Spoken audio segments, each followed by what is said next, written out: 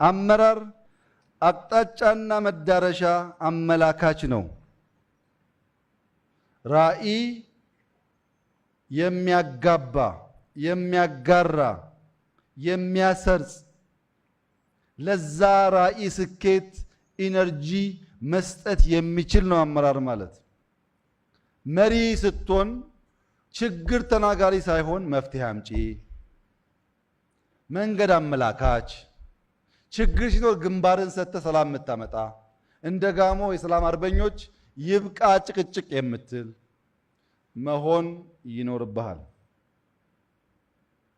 በራስ የሚተማመን ወደ ውስጥ የሚያይ ኃላፊነት የሚወስድ ሌላ የሚፈልግ አይደለም፣ ኃላፊነት የሚወስድ እኔ ጋ ነው ችግሩ የሚል እፈታዋለሁ የሚል አሉ። አንዳንድ አመራሮች አሁን ብቅ ብቅ ያሉ ብልጽግና ውስጥ ልባቸው የሞላ እጋፈጠዋለሁ የሚሉ እነዚህ አይቆሙም፣ በርግደው ይሄዳሉ።